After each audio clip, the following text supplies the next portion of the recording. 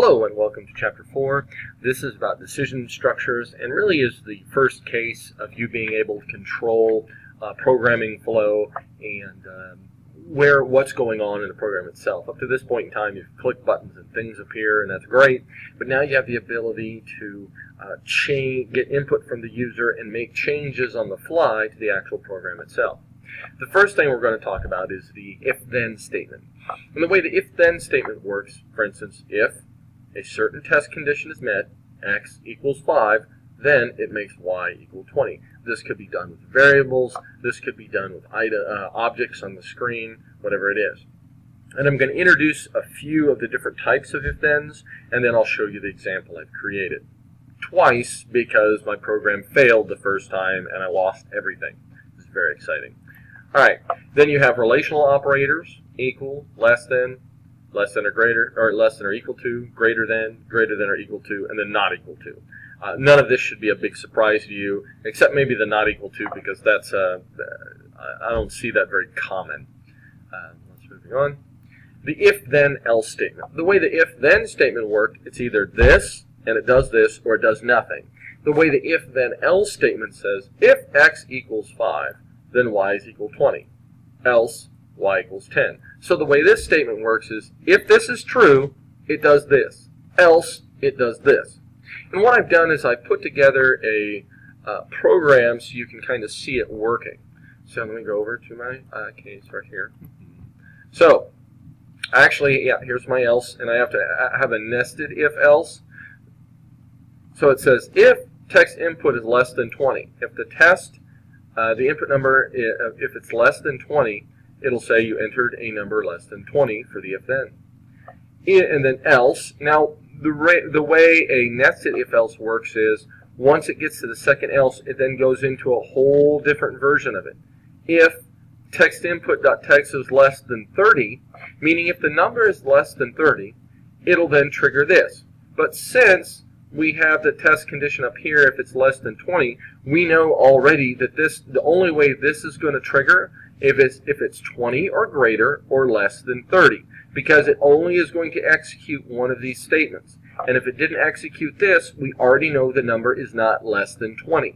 So in order for this to execute, the number has to be not less than 20 and less than 30. So it's between 20 and 30. And then if it's any others, it enters a number that fits no criteria for the if-then. That's my else statement right here.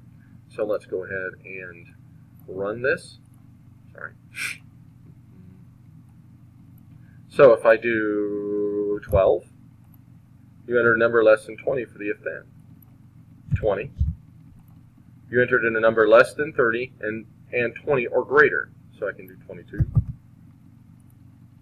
Says the same thing. 1 goes back to this. Now if I say 30, you enter a number that fits no criteria for the if-then. Because remember, that second criteria was less than 30. So 30 is right on the border. You entered a number that fits no criteria for the if-then. Okay. So that's that particular part of the program.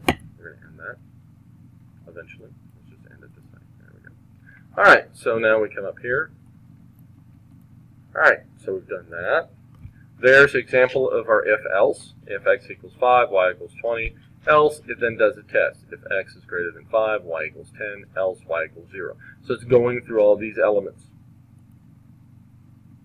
Now we have another else if, and I didn't have an example of that, but the way this works is, if x is less than 5, y equals 20. Else, then it has an else and an if combined to make one statement. X less than 10, y equals 40, x less than 15, y equals 80.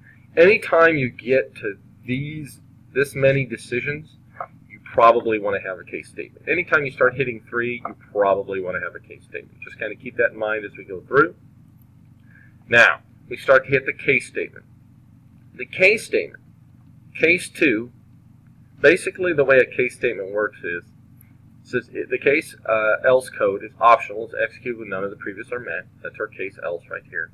And the results from expression determine which statements to execute. Kind of works like an if-else, but the way it works is a little bit more streamlined. So for instance, I am testing the variable num legs. I'm testing the variable num legs to see its values. If it's 2, meaning there's 2 legs for the value of num legs, then the message box will say human. If it's 4, it'll say beast. 8, it'll say insect. Else, it'll put question marks because it's not 2, 4, or 8, and that's the way a case statement works. Now, if we go one step further, we'll notice that we're checking the value of score. It really should be int score, but it is what it is. We're checking the value of score. If it's less than 10, it'll say nice try. If it's less than 25, it'll say good. Now, what's important to note here is it only executes one of the case statements similar to one of the if-then conditions. So, if I put in 9, it's going to trigger this first one. If I put in 24, it's not going to trigger the first because it's not less than 9, and I automatically know that 24 is less than 25. But it only triggers one. So I know that in order to get to this first condition here, or excuse me, the second condition here, the number has to be 10 or greater.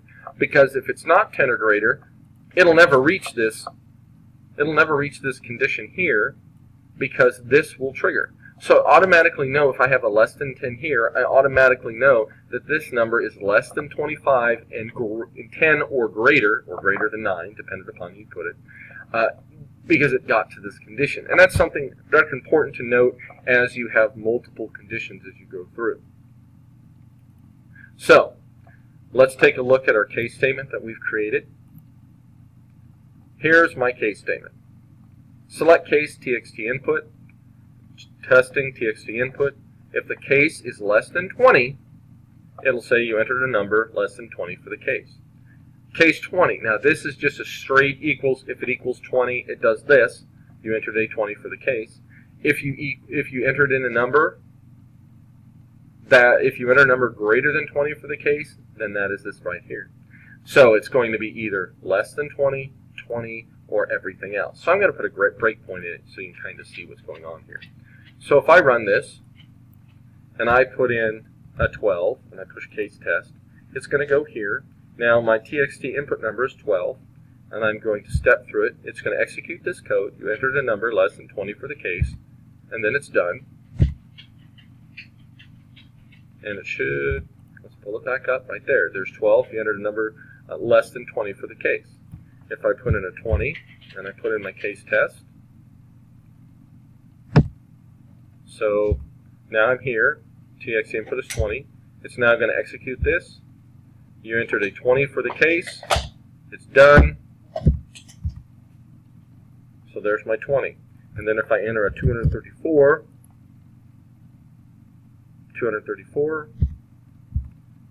checks the first one, checks the second one, now it goes to else. You entered a number greater than 20 for the case. You entered a number greater than 20 for the case. Boom, I'm good. So we'll go ahead and stop this, and we'll continue with our examples. Now, as I look forward, the next is the random function. The way the random function works is, and you'll refer to this again and again, I guarantee it happens all the time.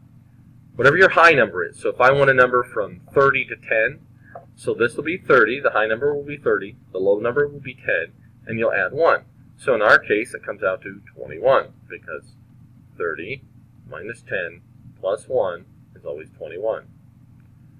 Times R&D, with the open parenthesis, plus my low number, which is 10.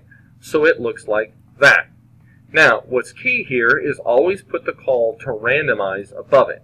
Now, sometimes it still works, but if you don't put the call to randomize, it can pull the same random number over and over and over again. So, naturally, I put that in my example as well. So if I come over here, here's my call to randomize, and here's the random number integer, or generator, and that goes from 10 to 30 with the example that we just saw, and I put the results in LBL test results. So now when I run this, here's my random number test, 12, 24, 15, and it's putting those random numbers in here. So it's getting a random number between 10 and 30 every single time, and with that call to randomize right here, it actually reseeds the clock every time. Now sometimes, if that's not there, it'll give you the same exact value every time. So let's see if I can comment that out real quick. I tried to recreate this error before, and I couldn't because it naturally wanted to work anyway, which sometimes happens. But if you're doing this for your random numbers and it's always coming up with the same number, it's because of the fact you forgot to put the call to randomize in it and it stopped. See, and of course now it works fine. You can't repeat it. But if that kept coming up the same number, make sure to put your randomize in there. So by default, put the randomize in there. Trust me. All right, so let's take that out. And let's continue. Algorithms is basically problem solving. It's done in pseudocode. We don't have to worry too much about that. Static variables, when you declare something as static, if you declare it as static in a local instance, remember when we were doing global and locals? If you declare something as static, when you go back to it, the variable value doesn't reset. So when you left, it would be 0. When you go back to a static value, it'll be whatever value it was when you left, though no other values can make access to that. We have the and or not. Try to stay away from that. It causes issues, but you can use Boolean expressions. And this is a truth table. Once again, try to stay away from and or. It gets confusing. Then we have this message box. Message box.show whatever the message is. And I have an example of that over here. So there's my message box test rather. So it just says message box.show whatever you want it to say. It could be values generated from your program itself. And all it does is bring this up, you interface with it, okay, bring it up, okay, simple. Counter variables, that you have to either declare that as static, and what that does is each time you go through it, adds 1 to it. So counter equals counter plus 1. So the first time it'll go through, it'll be, let's say it starts off as 0. I push a button. Behind that button, this is declared as a static. The button will go 0, and then it'll add 1 to it. So it'll be 1. Next time I hit that button, it'll be 2.